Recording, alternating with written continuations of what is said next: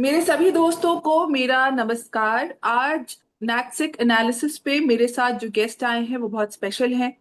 वो world renowned जियो political analyst हैं, US में बेस्ड हैं, साइकाट्रिस्ट हैं, बहुत फेमस।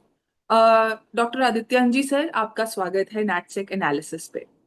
धन्यवाद निकिता जी, जो आपने मुझे आमंत्रित किया अपने मंच पर। चलिए चर्चा करते हैं एक महत्वपूर्ण विषय पे जो आपने चुना है।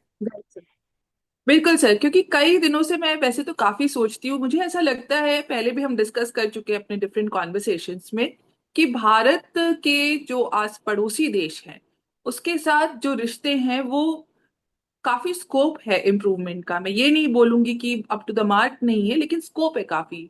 और अभी मैं जिस देश की बात करना चाह रही हूँ वो है नेपाल। तो अब अगर हम आज की सिचुएशन की बात करें तो फिर लोग हमेशा पास्ट की बात करते हैं, खास करके जियो पॉलिटिक्स और पॉलिटिक्स में। तो कई लोगों का, एक्सपर्ट्स का कहना है कि 1988 में जो सोनिया गांधी और राजीव गांधी, हमारे पूर्व स्वर्गीय प्रधानमंत्री राजीव गांधी, जब उन्होंने नेपाल में विजिट किया था और पशुपतिनाथ मंदिर में श्रीमती सोनिया गांधी जी को एंट्री नहीं मिली थी, ये कह के कि केवल हिंदू यहाँ आएंगे, तो उसके वजह से उसके बाद से भारत और नेपाल के जो देश हैं लगातार खराब होते रहे। इसके बारे में थोड़ा सा बताइए सर। देखिए, ये बात सही है कि 1988 में जब राजीव गांधी तत्कालीन प्रधानमंत्री और उनकी पत्नी सोनिया गांधी नेपाल यात्रा पर गए थे, तो वो पशुपति मंदिर जाना चाहते थे। और पशुपति मंदिर के जो पुरोहित थे, उन्होंने इनकार कर दिया था, क्योंकि उनका नियम है, और वो नियम है कि सिर्फ हिंदू ही आ सकते हैं। और उनका जो पंजीकरण का खाता है उसमें लिखना होता है कि आपका नाम क्या है, आपका धर्म क्या है। और जब वो इनकार किया गया तो राजीव गांधी जी ने उस समय तत्कालीन नेपाल नरेश के साथ संपर्क किया और उनसे कहा कि आप इसमें कुछ कीजिए। उन्होंने कहा कि इसमें मेरी बाध्यता है, मैं कुछ कर नहीं सकता, क्योंकि ये पशुपतिनाथ तो एक बहुत ही ऐतिहासिक मंदिर है, उनका जो भी नियम है वो चलता रहेगा। उसके पश्चात भारत और नेपाल में कुछ आर्थिक संबंधों में अ, तनाव हुआ, और भारत ने एक तरह से प्रतिबंध लगा दिए थे उनको, व्यापार करने की सुविधा नहीं मिल रही थी। और नेपाल उस समय संयुक्त राष्ट्र संघ में गया था भारत के विरुद्ध। तो ये बात सच है कि ऐसा हुआ था, किंतु भारत नेपाल संबंधों में जो अड़चने हैं वो सिर्फ उससे नहीं है। इनके भी कुछ ऐतिहासिक तथ्य हैं जो हमें ध्यान में रखने चाहिए। खैर, इतिहास सब कुछ नहीं निर्णय करता, किंतु दोनों तरफ से ऐसा सौहार्दपूर्ण वातावरण बनाना चाहिए, ये संबंध आगे बढ़ते जाएं। क्योंकि इतिहास ऐसी चीज है कि जिसको आप किसी भी तरह से तोड़ मरोड़ कर पेश कर सकते हैं, प्रस्तुत कर सकते हैं, और अपने हित में तर्क प्रस्तुत कर सकते हैं। तो नेपाल जो राष्ट्र है, उसका नाम नेपाल सिर्फ 1930 में हुआ। जी सर। उससे पहले तो वो गोरखा राज्य या गोरखाली के बोलते थे। हम्म। और नेपाल एक राष्ट्र के रूप में जब उभरा है वो 1768 में ही उभरा है, उससे पहले कोई नेपाल नहीं था। छोटे मोटे पहाड़ी राज्य हुआ करते थे जो आपस में झगड़ा करते रहते थे, युद्ध करते रहते थे। हम्म। तो पृथ्वी नारायण शाह ने वास्तव में युद्ध में ही सब पे आधिपत्य जमा लिया और इस राष्ट्र का, जो वर्तमान राष्ट्र है नेपाल, उसका निर्माण किया। साइकाइट्रिस्ट भी है, तो क्या ये भारत की जो साइकोलॉजी को अगर हम इस चीज में एग्जामिन करना चाहें कि बार बार पास्ट की बात करते हैं, जैसे क्योंकि अभी ऑब्वियसली बीजेपी की सरकार है, तो जो किस कोई एक पार्टी को फेवर करता है, कोई दूसरी पार्टी को फेवर करता है। तो जब भी बात आती है तो प्रेजेंट में, वर्तमान में जो हमारा रिश्ता है नेपाल के साथ, उसमें क्या कमियां है उसको देखने के बजाय ये लोग बात बात में ऐसे पहले ऐसे हुआ था सोनिया गांधी की वजह से, नेहरू जी की वजह से, ये कि ये काफी प्रॉब्लमेटिक हो गया हमारे प्रोग्रेस के लिए। देखिए, ये है, लेकिन ये सिर्फ एक तरफा नहीं है। मैं आपका इसका दूसरा तरफ का उदाहरण देता हूँ। नेपाल में एक बहुत बड़ा अभियान है, जो अच्छा। बुद्धिजीवियों का अभियान है। वो है हाँ, विशाल इंटेलेक्चुअल। नेपाल का। हम्म। अब कोई भी समय ऐसा नहीं आता कि नेपाल के बुद्धिजीवी विशाल नेपाल की बात नहीं लाते। हम्म। और उनका कहना है कि विशाल नेपाल का जो कॉन्सेप्ट है, जो उनका उनका सोच है, हम्म। उसमें नेपाल की सीमाएं दुगनी से भी ज्यादा हो जाएंगी। और वो कहते हैं कि भारत का हिस्सा सतलुज से लेके तीस्ता नदी तक नेपाल का हिस्सा है। हाँ, इस पे भी आएंगे हम। तो वो भी तो वो भी इतिहास को लेके आते हैं। और नेपाल की तरफ से देखा जाए तो वहाँ के जो राजनेता हैं, राजनीतिज्ञ हैं, चाहे वो किसी भी राजनैतिक दल से ना हो, वो लेके आते हैं 1950 की संधि की। और हाँ। कैसे, तो इतिहास को तोड़ा मरोड़ा दोनों तरफ से जाता है। हम्म। और इस समय हमारे समक्ष ऐसा अवसर है कि हम इतिहास को दरकिनार करके जो आज की वास्तविकता है उसको स्वीकार करें। सर, आज की क्या वास्तविकता है एग्जैक्टली क्योंकि अगर नेपाल, जैसे अभी ये भी मैं आपसे पूछना चाहती थी कि अभी जो नए नव नियुक्त प्रधानमंत्री है नेपाल के, बालेन शाह, उन्होंने भी ये चीज बोला कि भारत के कई ऐसे हिस्से हैं पूर्वी भाग में जो कि नेपाल को बिलोंग करते हैं। आपने वही चीज मेंशन की। उसके अलावा नेपाल का कोई इतना स्ट्रांग तगड़ा डिफेंस सिस्टम तो है नहीं। तो ये कितनी बड़ी लैक ऑफ नॉलेज हो सकती है, डिल्यूजन हो सकता है कि वहां के प्रधानमंत्री ऐसी बात कह रहे हैं। देखिए, नेपाल के प्रधानमंत्री परिपक्व नहीं हैं। उनकी आयु सिर्फ 35 वर्ष है। अच्छा। प्रधानमंत्री निर्वाचित होने से पहले उन्होंने सिर्फ अच्छा, एक ठीक। पद पर काम किया था, वो थे काठमांडू के महापौर के रूप में। हम्म। और वो भारत में बेंगलुरु से पढ़े लिखे सिविल इंजीनियर हैं। हम्म। और उनका कुछ रुख ऐसा रहा है निर्वाचित होने से पहले से ही, जब उन्होंने ये विशाल नेपाल का नक्शा अपनी फेसबुक पे रखा था, और 30 मिनट बाद उन्होंने उसको बाद निकाल दिया था, किंतु उन्होंने उस बात को काफी तूल दिया था। उसके बाद नवनिर्वाचित होने के बाद उनके कुछ ऐसे कदम हुए हैं जिससे नेपाल भारत के रिश्ते अच्छे ना होने के बजाय खराब हो सकते हैं। मैं आपको उनके उदाहरण दूंगा कि एक तो उन्होंने निर्वाचित होने के बाद प्रधानमंत्री नरेंद्र मोदी का निमंत्रण स्वीकार किया भारत यात्रा के लिए। या तो आप निमंत्रण स्वीकार नहीं करते, हम्म। निमंत्रण स्वीकार करने के बाद आप कहते हैं कि मैं 1 साल तक तो कहीं नहीं जाऊंगा, इसलिए ये निमंत्रण रद्द कर रहे हैं। इससे ज्यादा क्या अपमान हो सकता है भारत सरकार का। बिल्कुल बिल्कुल सही। दूसरी बात उन्होंने इस बारे में कही। तीसरी बात उन्होंने नेपाल की संसद में ऐसा कहा कि हमारे और भारत में जो सीमावर्ती क्षेत्रों पे विवाद है, उस विवाद को सुलझाने के लिए हम चीन से भी बातचीत कर रहे हैं, और हम्म। हम ब्रिटेन से भी बातचीत कर रहे हैं, और हम चाहते ये हैं कि ब्रिटेन इसमें भी सम्मिलित हो। ना घर का ना घाट का। हाँ। तो अगर आप वास्तविकता समझते हैं आज की, आप तीन तरफ से भारत से घिरे हुए हैं। आपकी अर्थव्यवस्था चरमरा जाएगी अगर भारत सहयोग ना करे, और आप चीन की बात करते रहते हैं। और आपने ये भी कहा कि 100 रुपये से ज़्यादा जो आयात किया जाएगा भारत से, उस पे ड्यूटी लगेगी, शुल्क लगेगी। ठीक है, आप प्रधानमंत्री हैं, या आप अपना निर्णय लें। लेकिन उस निर्णय से नेपाल के जो नागरिक हैं उनमें बहुत आक्रोश हुआ, तो उनको वो वापस लेना पड़ा। तो मेरा ऐसा अनुमान है कि बहुत ही अपरिपक्व नेता हैं। इन्हें कुछ राजनीति और कूटनीति समझने में समय लगेगा। किंतु इसके अलावा दो बातें ऐसी हुई हैं जो हमें अच्छे अ, अच्छे संबंधों की तरफ इशारा करती हैं, संकेत देती हैं। एक तो जून 1 से जून 5 तक नेपाल के जो नवनिर्वाचित संसद है, उसमें जो पार्टी का बहुमत है, राष्ट्रीय स्वतंत्र पार्टी, उसके अध्यक्ष रवि लमिछाने भारत आए थे 5 दिन की यात्रा के लिए।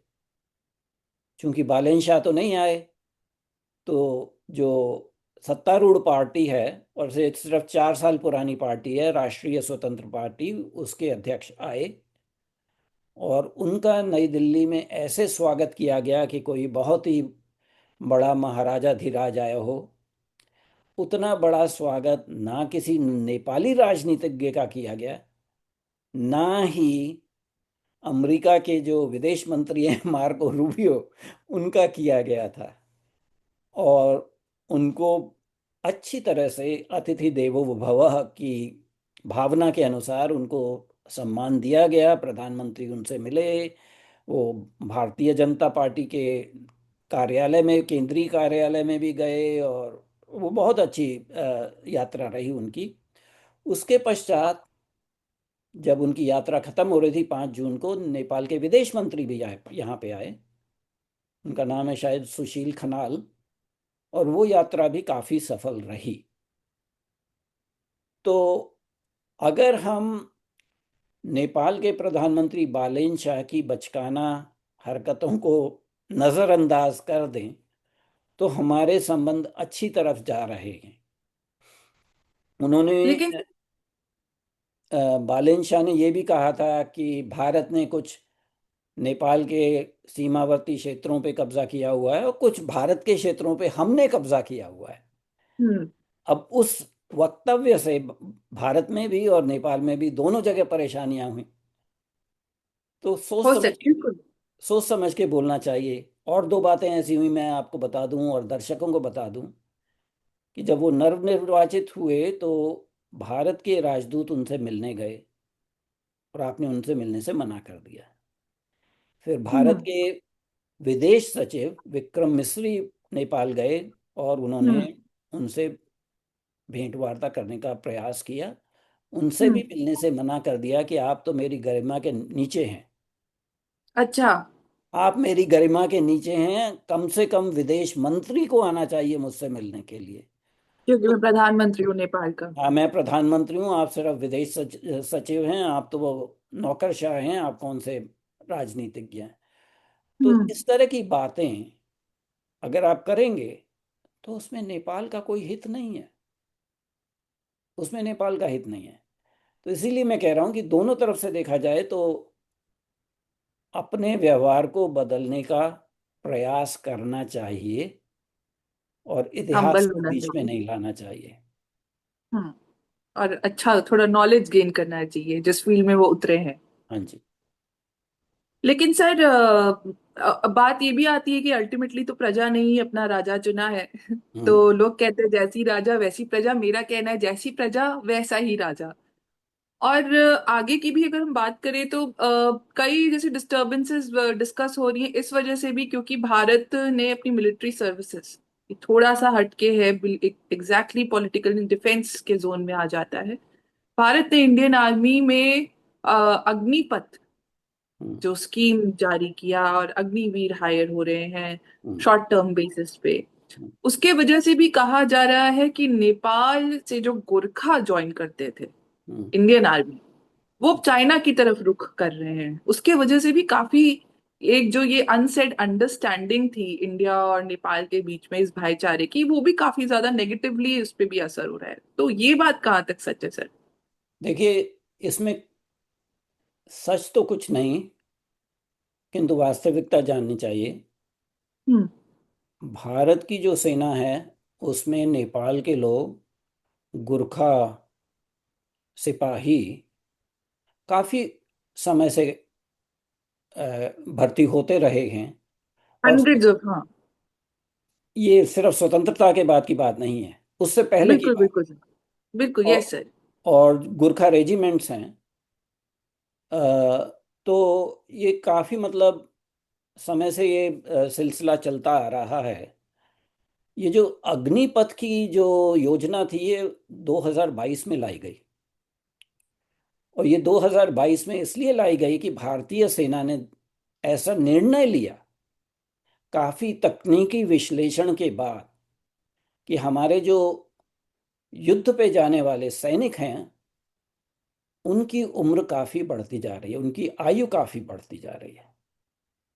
जो आप में लेकिन शारीरिक युद्ध क्षम में जो आप में शारीरिक क्षमता होती है 20 साल की आयु में या 22 साल की आयु में, वो आप जब 36 साल के हो जाते हैं तो आप वो काम नहीं कर सकते। हम्म। और ये सोच समझ के और बाकी सेनाओं का अध्ययन करके ये योजना लाई गई। और हमारी घरेलू राजनीति में इसका काफी विरोध किया गया। वो थोड़ा प्रायोजित विरोध था, किंतु हम्म। सेना की दृष्टि से अगर देखा जाए तो मेरे विचारानुसार इसमें कोई परेशानी नहीं है। अच्छा, अगर भारत की सेना में कुछ रिफॉर्म होगा हम्म। तो भारत के हितों को देख के होगा। वो इसलिए नहीं बिल्कुल। होगा कि नेपाल की सरकार को, तत्कालीन सरकार को, और वो सरकार बहुत ही भारत विरोधी सरकार थी, खड़गा प्रसाद शर्मा की सरकार, जो चाइना को फेवर करती थी, तो उन्होंने उसी समय नेपाल के गोरखा लोगों की भर्ती भारतीय सेना में बंद कर दी। तो आप कर क्या रहे हैं? आप अपने चेहरे को नीचा दिखाने के लिए अपनी नाक अपने आप काट रहे हैं। क्यों? क्योंकि नेपाल में जो अनएम्प्लॉयमेंट है वो इतनी ज्यादा है कि नेपाल के जो युवा वर्ग है उन्हें नेपाल से बाहर जाना पड़ता है। अब ये जो योजना आई थी 2022 में आई थी। 2022 में एक और महत्वपूर्ण बात हुई थी। ये फीफा का जो फुटबॉल का होता है, चार का world final, world football association का, वो कतर में हुआ था, दोहा कतर में। हम्म।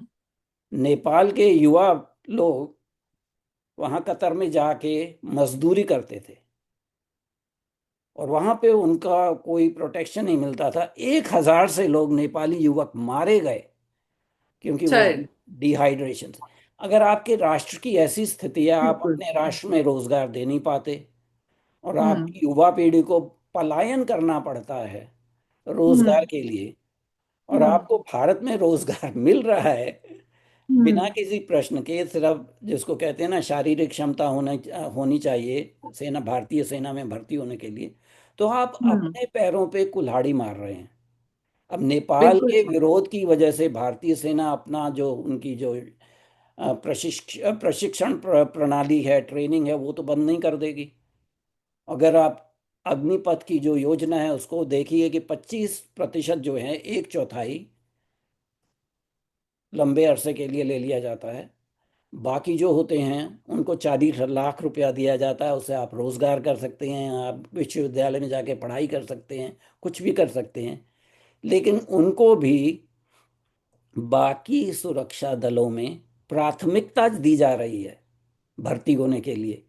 तो एक हम्म। तरह से देखा जाए, अगर सेंस से देखा जाए, इन अपने एक तार्किक रूप से देखा जाए, तो ये एक सिस्टम है, एक प्रणाली है जिसमें 25% सेना में जाएंगे, कुछ पुलिस फोर्स में भर्ती होंगे, कुछ सीमा सुरक्षा दल में भर्ती होंगे, कोई सीआईएसएफ में भर्ती होंगे, और जितने भी निगम हैं, सार्वजनिक निगम हैं, उन्होंने भी कहा है कि इनको प्राथमिकता दी जाएगी।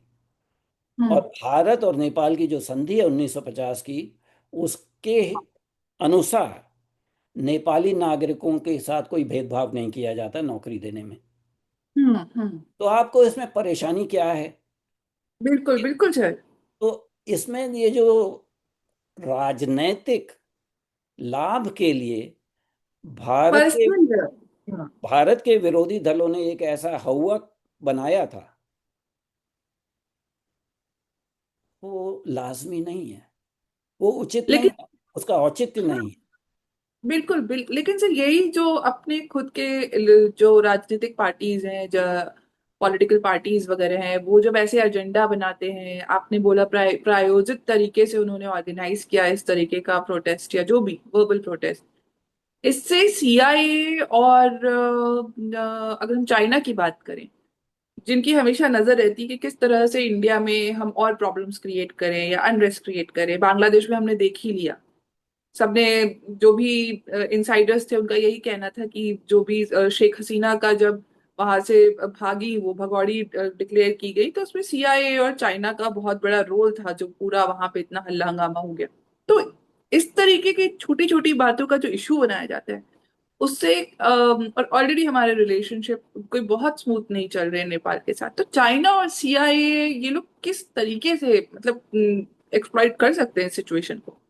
ये तो हो ही रहा है, नेपाल में भी ऐसा हुआ। क्योंकि अगर हम नेपाल की आंतरिक स्थिति देखें तो नेपाल के जो राजनीतिक दल थे वो भी इस तरह की राजनीति का खेल खेल रहे थे।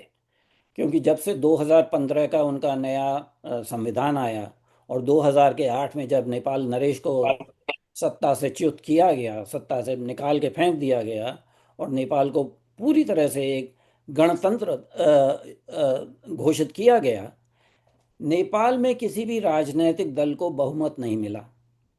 नेपाल में आंतरिक कलह, राजनीतिक कलह होती थी, गठबंधन बढ़ते बनते थे। और ये बात तो नेपाल के विदेश मंत्री ने अभी जब भारत आए थे तो मानी थी कि भारत विरोधी जो रुख लिया जाता था वो हम्म। अपने अपने राजनीतिक दलों के राजनैतिक हित के लिए लिया जाता था। क्योंकि भी कोई भी सरकार बहुमत में नहीं थी। अब ऐसी स्थिति है कि पहली बार नेपाल की संसद में 275 में से 182 सदस्य राष्ट्रीय स्वतंत्र पार्टी के हैं। तो उन्हें किसी और गठबंधन की आवश्यकता नहीं है। और हम्म। पद लोलुपता की वजह से जो राजनेता एक गठबंधन को छोड़ के दूसरे गठबंधन में जाते थे, ऐसी बात अब वहां पे नहीं होगी। तो हम्म। हो सकता है इस वजह से नेपाल की जो वर्तमान सरकार है वो कुछ परिपक्वता दिखाए और हम्म। अपने आंतरिक मतभेदों को और अपनी आंतरिक कमियों को भारत के ऊपर ना थोपे। बिल्कुल। आ, आपका जो कार्य है, आपका जो उत्तरदायित्व है वो नेपाल की आर्थिक व्यवस्था को ऊपर लाना है। नेपाल के हम्म। नागरिकों को एक तरफ से रोजगार का अवसर देना है, या उनके जो जन सुविधाएं हैं उनको बढ़ाना है, ना हम्म। कि भारत के ऊपर उंगली उठाना। किंतु बिल्कुल। पहले ऐसा हो रहा था, चाहे कोई भी सत्तारूढ़ हो, चाहे वो वहाँ के नरेश ना हो, नेपाल नरेश, वो वीरेंद्र के दौरान भी ऐसा हुआ था और गजेंद्र के दौरान भी ऐसा हुआ। और चाहे वो कम्युनिस्ट पार्टी हो या नेपाली कांग्रेस हो या सीपीएमएल हो, किसी की भी सरकार आई, उन्होंने पहला ये काम किया कि भारत और चीन के एक दूसरे के ऊपर हस्तक्षेप करने का वो लगाना, आक्षेप लगाना, और भारत और चीन को एक दूसरे के अगेंस्ट करना ताकि नेपाल को फायदा हो। ऐसी राजनीति से काम नहीं चलेगा। तो अब मुझे ऐसा लगता है कि एक सशक्त सरकार है नेपाल में हम्म। और उसमें थोड़े दिनों बाद अनुभव भी आ जाएगा और वो अपने नागरिकों के हित में काम करेंगे, ना कि अंतर्राष्ट्रीय राजनीति में, कूटनीति में एक मोहरा बन जाएंगे। बिल्कुल बिल्कुल सर, बहुत बड़ा डिस्ट्रैक्शन होता है, क्योंकि ऊपर से लगता है कि बड़े देशों के साथ अगर वो घुल मिल के अपने ही देश के अगेंस्ट काम करेंगे तो कुछ अच्छा मिल जाएगा, लेकिन अंत में अच्छा कुछ नहीं मिलना है। जैसा आपने बोला, उनको ही अपना आंतरिक परिवर्तन करना होगा, उनको समझना होगा कि भारत एक हमेशा से मित्र देश था, और किसी और देश के इन्फ्लुएंस में आके उन्हें भारत की बेइज्जती जैसे उन्होंने की, वो नहीं करना चाहिए और इम्पल्सिव नहीं होना चाहिए। सर, आपने बीच में एक फ्रेंडशिप ट्रीटी के बारे में मेंशन किया था, नेपाल और इंडिया, इंडिया और नेपाल के बीच में 1950 में जो उन्होंने साइन किया था। थोड़ा सा सर हमारे दर्शकों को इस फ्रेंडशिप ट्रीटी के बारे में विस्तार में बता दीजिए। देखिए, ये जो संधि थी, इस पे हस्ताक्षर दोनों तरफ से हुए थे 1950 में। अब आपको ये सोचना चाहिए कि इसकी पृष्ठभूमि क्या थी। 1949 में चीन ने तिब्बत पे कब्जा कर लिया था जी सर। और उस समय नेपाल में ऐसी धारणा थी कि तिब्बत के बाद नेपाल का नंबर आएगा। क्योंकि माओ ने ये कहा था कि तिब्बत तो हाथ की एक हथेली है, उसकी हम्म। 5 उंगलियां, उसमें एक नेपाल भी है। हम्म। हम्म।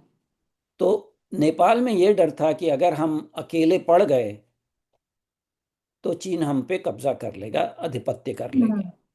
इस वजह से ये संधि पे हस्ताक्षर किए गए और इसके 10 सूत्र हैं और इन सूत्रों को अगर आप देखें तो उसमें सिर्फ यही है कि दोनों के नागरिक एक दूसरे के पास दूसरे राष्ट्र में जाके रोजगार ले सकते हैं, प्रॉपर्टी खरीद सकते हैं, कोई वीज़ा या पासपोर्ट की आवश्यकता नहीं है। नेपाल और भारत के बीच में 1850 किलोमीटर का जो सीमा है, जी जी सर। वो खुली सीमा है। अगर आप कहते हैं कि संधि में परिवर्तन होगा तो वो सब बंद हो जाएगा। हम्म नेपाल के कितने लोग भारत में आते हैं, रोजगार के लिए आते हैं, शिक्षा के लिए आते हैं, हर एक तरह से आते हैं। नेपाल और भारत में जो हम्म, तराई एरिया है, बिहार और मधेश का जो एरिया है तराई का, नेपाल में वहाँ तो रोटी बेटी का संबंध है। बिल्कुल कैसे बिल्कुल। सीमा पे ऐसे गांव हैं कि गांव हम्म में एक घर भारत में है, दूसरा गांव नेपाल में है। तो हम्म फिर वही बात हो जाती है ना कि अपने चेहरे को नीचा दिखाने के लिए आप अपनी नाक काट ले। हम्म तो आप कह रहे हैं कि संधि भारत के हित में है। भाई, दोनों को एक जैसा अवसर मिल रहा है। आपके नागरिक भारत में आके सेना में भर्ती होते हैं। संधि के अनुसार भारत के जो सेना अध्यक्ष हैं उनको नेपाल की जो सेना है वो जनरल का दर्जा देती है, और नेपाल की सेना के जो सेना अध्यक्ष हैं उनको भारत की सेना जनरल का दर्जा देती है। तो मेरे विचारानुसार संधि में कोई परिवर्तन लाने की आवश्यकता नहीं है। किंतु अगर वो चाहते हैं तो फिर उसमें फिर वही होगा कि उसमें भारत के हितों को भी देखा जाएगा, क्योंकि भारत अब इस बात के लिए तैयार नहीं कि छोटे छोटे देश भारत को नीचा दिखाने के लिए हर बात के मसले को अंतर्राष्ट्रीय पटल पर ले जाएं, वो पाकिस्तान वाली राजनीति करें। अब मैं आपके दर्शकों को ये भी बात बताना चाहूँगा कि काफ़ी समय से नेपाल ने, खास तौर से काठमांडू में, आईएसआई के जो गुप्तचर एजेंट्स हैं उन्होंने वहाँ पे अड्डा बनाया हुआ है। वहाँ से नकली भारतीय करेंसी को भारत भेजा जाता है, इसमें कोई जी संदेह सर। नहीं है। और नेपाल ने हम्म। ऐसा, नेपाल की जितनी सरकारें रही हैं उन पे कोई, उन्होंने इस बात पे कोई अंकुश नहीं लगाया है। और आपको एक और बात भी बता दूं, जो 1999 में इंडियन एयरलाइन का एक प्लेन जिसको हाईजैक किया गया था, जी वो जी सर। विराट नगर से किया गया था। और हम्म तत्कालीन भारत सरकार ने नेपाल को कई बार कहा था कि जो आतंकवादी हैं उन्होंने नेपाल को अड्डा बनाया हुआ है, आप पूरी तरह से चेकिंग किया कीजिए। लेकिन नेपाल की सरकार ने उसको नजरअंदाज कर दिया था। उसके बाद हम्म क्या हुआ वो आप सभी को पता है। तो हम्म नेपाल ने कुछ ऐसे काम किए हैं जैसे भारत में विश्वास नहीं है नेपाल हम्म की व्यवस्था में। अगर आप संधि को खारिज करते हैं तो फिर ये सारी बातें आएंगी, और आगे में, भविष्य में, दोनों राष्ट्रों के संबंध में ऐसी अड़चनें आएंगी कि भारत फिर अपने हितों को देखेगा, ये नहीं देखेगा कि हमारे पास ज़्यादा सुविधाएं हैं, हमारे पास ज़्यादा रिसोर्सेज हैं, नेपाल एक छोटा राष्ट्र है तो उसको हम कंसेशंस दे दें। हम्म देखिए, अंतर्राष्ट्रीय राजनीति में ऐसी ही बातें होती हैं। अगर आप हमारे हितों के अनुसार काम नहीं करेंगे तो हम आपको फिर कोई कंसेशंस नहीं देंगे कि आप मित्र देश हैं, छोटे देश हैं, हम आपके पड़ोसी हैं, सौहार्दता बनानी है। ठीक है, अतिथि देवो भव होता है, लेकिन अतिथि का ये भी फर्ज नहीं होता कि आप जिसके घर में जाएं उसको थप्पड़, अरविंद कैमल वाली स्टोरी कर दें। हाँ हाँ, उसको थप्पड़ मारते रहें। हम्म। बिल्कुल सर।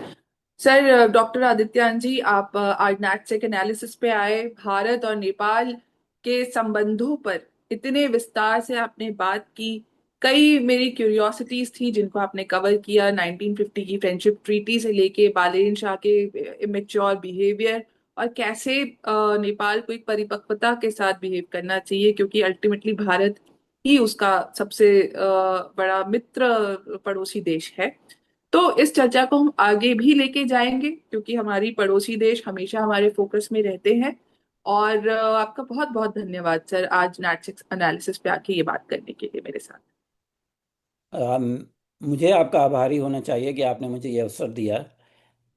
एक आखिरी संदेश मैं दूंगा जो हमने अभी जिस पे चर्चा नहीं की है, वो है जो सीमावर्ती क्षेत्रों का प्रश्न है, जी सर। लिपुलेख, काला पानी हम्म और लिम्पी अधूरा।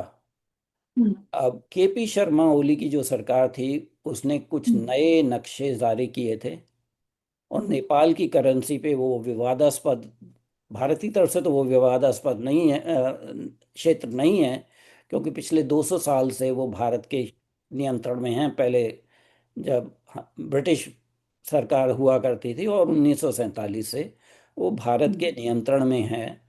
तो बार बार इन बातों को उछालना, कहना कि हम इस पे इसको वापस चाहते हैं, ये वापस दिया जाए, ये नेपाल का हिस्सा है, ये नेपाल की किसी सरकार के हित में नहीं है। क्योंकि भारत अब ऐसी अवस्था में है कि भारत कोई अपना क्षेत्र किसी पड़ोसी राष्ट्र का तुष्टीकरण करने के लिए तैयार नहीं होगा, चाहे वो कोई बिल्कुल। भी सरकार हो। भूतकाल में हमने ऐसा किया है। हमने कोको आइलैंड को म्यांमार को दिया है, हमने कच्चा टीबू आइलैंड को श्रीलंका को दिया है, हमने जम्मू और कश्मीर में कुछ ऐसे कदम लिए जिससे हमें नुकसान पहुंचा, हमने लद्दाख में अक्साई चिन कोई कदम नहीं लिया। तो अब भारत की जनता में ऐसी भावना है कि देश के और टुकड़े नहीं किए जा सकते, देश के पड़ोसी देश भारत के ऊपर हावी नहीं हो सकते। नेपाल को सोचना चाहिए कि इस बात को आप भूल जाइए कि वो जो 400 किलोमीटर का हिस्सा है जिस पे आप अपना क्लेम कर रहे हैं, वो भारत आपको दे देगा। बिल्कुल सही बात है सर। और जहाँ ऐसे कॉन्टेक्स्ट में मोरालिटी और क्लैरिटी के लाइन को ब्लर करने की कोशिश की जाती है, वो केवल मुझे ऐसा लगता है कि लोगों का, जनता का वोट हासिल करने के लिए उनका इमोशनल मैनिपुलेशन करने का एक तरीका है। और कुछ होना तो उससे है नहीं। थोड़ा हो सकता है रिश्ता खराब ही हो जाए। जी सर, सही बात, बिल्कुल सही बात सर। मैं आपका वापस से आभार व्यक्त करना चाहूंगी कि आप नैटसेक एनालिसिस पे आए, आपने मेरे साथ इतने डिटेल में इंडिया और नेपाल के रिलेशनशिप को डिस्कस किया। और मुझे उम्मीद है कि हम आगे भी अपने बाकी नेबर्स को लेके एक एक नेबर्स को पिक करके उनको क्रिटिकली एनालाइज करेंगे नैटसेक एनालिसिस पे। ठीक है। बहुत बहुत धन्यवाद। आपका निमंत्रण और आपकी चुनौती मुझे स्वीकार है। जी सर, नमस्कार। एब्सोल्युटली। नमस्कार सर।